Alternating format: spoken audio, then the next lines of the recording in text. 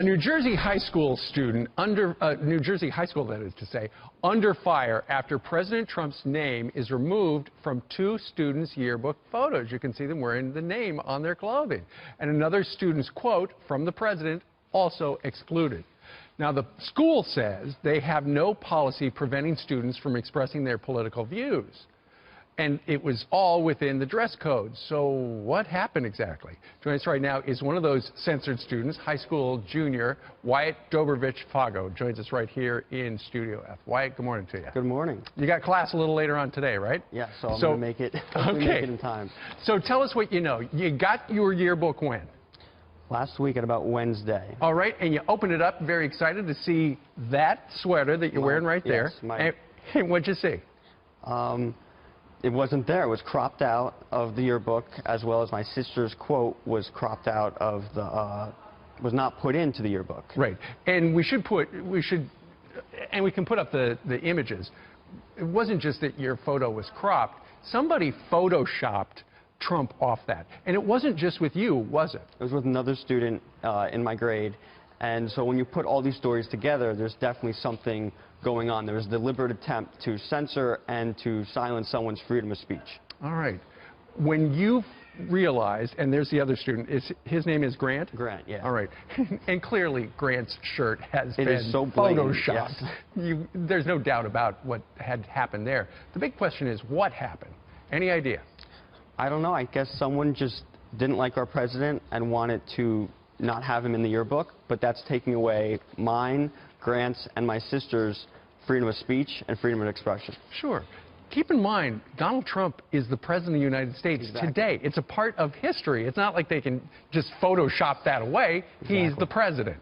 Maybe somebody doesn't appreciate that back in the Photoshop department. And this is where I think that with everything that's going on in today's country and stuff, this is where it's got to end. You can call anyone names, you can say whatever you want, but censoring someone's freedom of speech and freedom of expression is where we've got to stop where this stuff happens. It's insane. Sure. And we've got an image of your sister, who is the freshman class president? Correct. And she submitted a quote, and it was, I like thinking big. If you're going to be thinking anything, you might as well think big. That's a quote from President Donald Trump, and they didn't even put her quote in there, even though she submitted it on time and asked the advisor if they'd gotten it, right? Yep. Something seems kind of fishy. Something's a little fishy. All right. So what do you want? We should also point out that the school district said the allegations are disturbing. Indeed, the administration applauds students for becoming involved in politics, making their voices known, and taking an active part in our democracy. There's a statement right there. What do you, so they're going to, I understand your mom's going to meet with school officials later today to try to figure out what happened. What do you want to happen? I think that it would only be fair to make sure that all the yearbooks are reissued with our photos fully intact the way they should be, and with my sister's quote into the yearbook. And I think also that the people or person who did this should be held responsible, because it is a violation of mine and other people's First Amendment rights, and that's wrong. So essentially you want to find out who the Photoshopper is. You want to unmask them. We want to unmask the Photoshopper. All right. It would take to up and root right now, take what I have on me and just... I guess on the other hand, like, do you think our economy can handle just anyone? Just open the valve. There are 8 people who own like 90% of the world's wealth tells me that yes, we should be able to support all people. But so, well, how would that work? We live in an oligarchy. Yeah. So how would it work to like undo that? To redistribute the wealth. Like just by taxes or like? No, by radically changing the system and taking the people who have all that money, holding them accountable for their actions, jailing them, and redistributing the money that they've so like stolen. some Stalin shit, huh? No. That's what they did. That's what they did. Well, that's not what I agree with. Well, you said jail them. Listen, Iceland did it. Iceland had a completely peaceful revolution. Nobody was hurt. Not a shot was fired, okay? Yeah. Stalin enacted genocide, okay? That's completely different from what I'm talking about. And he had the gulag. Hey, what's cracking, dude? He did the gulag and everything, and the imprisoning of capitalists and all that crap, and Yeah, well, I'm not saying Redistributing. capitalists. I'm saying the people who have committed crimes against humanity in order to amass the 90% of the wealth that they own have stolen from the rest of humanity. They've committed crimes against humanity, and that's documented. And they continue to get away with it. Can you name those people? Well, there's... I can. Rothschilds, the Rockefellers, Queen Beaches to the nose. Some of these people you speak of, women, old women, not men.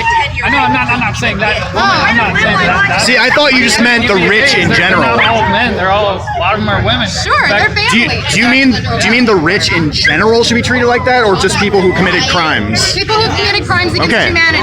Like, and as the decades move along, we're going to realize that the way that the gas industries and the coal industries have affected our planet are crimes against humanity. What do you think about the Saudi Arabian government? Do you think that they fall into that category? I've never been to Saudi Arabia. You should go. You should go. Shouldn't she go? No, I should not go. No, I have she lots should of go. reasons for not wanting to go. Well, you're a woman. They'll love you there. I'm just kidding. Just kidding. Okay. Yeah. No. No, they don't. But they fall into that category. I'm aware. There are people in pretty much every country who've done some really correct things and who have colluded with what's going on. Yeah. Now, before we kick off today, we are going to pause just for a moment to remember the two young Australian women who so tragically lost their lives in the recent terror attacks in London. The tragic events that took place in London last Saturday night. We stop to remember all the lives lost, all those families and friends affected by this terrible tragedy, and in particular, we reflect on the loss of two young Australian women living and working in London. Trooper said that he couldn't let me up there. It was right there. He let me talk to these people on the side, but he wouldn't let me walk up there. I do believe that I can walk up around the back, though. So that's what I'm going to attempt to do, just to document this for you. But as you can see, 6 minutes on the side of the non-communists, and it's really peaceful, really nice people. Look at this, guys. Look, nice people. Oh, my gosh. Wow. Hey, I went over there. I tried to talk to them. I got nothing but hate and screamed at. Why? You guys are so nice. What's going on here? Uh-oh. Oh, there they are. Look at this. Look at this. Regressive. What did he say? I don't know. This is sad. This is sad. All I wanted to do was talk to these people. That's all I wanted to do. All I wanted to do was talk to these people. Look at these smiling faces, and they block our free speech, folks. They block our free speech. These guys ruin everything. They're going to ruin our country, too. Hey, don't touch my equipment, all right? I'm going to walk through here. Yeah, excuse me. You touch my equipment, man. Get out of my way, please. Hey. Hey, can you guys move? I'm trying to document this. Hey, you know what, guys? Hey, I appreciate that. Hey, guys, don't get in the middle of this. Don't get in the middle. These people are losing their minds here. Here come the police. Yeah, thank you, sir. Thank you. I honestly, I feel bad. I'm not trying to make these officers' time more difficult. Fellas, I hope you're not upset. I'm really not trying to give you guys a hard time here. I'm just trying to document this. That's all I'm trying to do. I'm peacefully trying to execute my First Amendment right, and these people are not letting me.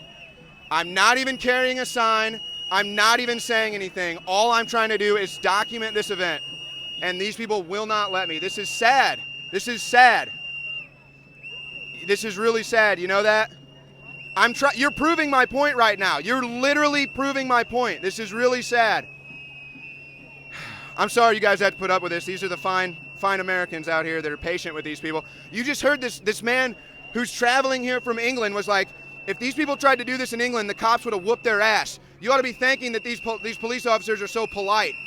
You ought to be thanking them. So from my own experience, when I go to the airport and I go to untangle, a pair of headphones and I get, visited by somebody from TSA, it's that type of thing. We have to look at the fact that it's not necessarily inflammatory things, it's the perception. In the safe space? No, this is a sincere question, though. You're asking for someone, not you, I guess, to pay for a safe space where people can say whatever they want. And I want examples of the kind of things that Muslims believe they could only say in a so-called safe space and could not say, for example, on this show or on a street corner. Like, what kind kinds of things would they be saying in these safe spaces? I don't think it's necessarily something that they can't say elsewhere, but it's, you know, spaces to have internal community dialogues, to be able to hash things out, to be able to have these complicated discussions. And something else that, you know, I really want to be out in the forefront that the Islamic Council of Victoria has also done in collaboration with the Board of Imams is speaking out against violence against women. These type of, you know, internal community dialogues, acknowledging that there's an issue of violence against women and that, you know, there needs to be in the Muslim community, there's a problem. In all communities, there is an issue of violence against women. Have you noticed that all identity politics kind of converges in the end? So it's not just about Muslims; it's about the LGBT community. It's about Black lives. It's like, you know, at some point. Well, some of us, like myself, exist in all of those communities. It's not identity politics when it's your life. But do you also, it's, you know, okay. But don't you also think that primarily you're an American? Aren't we all first and foremost Americans? I'm Black first. End of conversation. Thanks, Blair.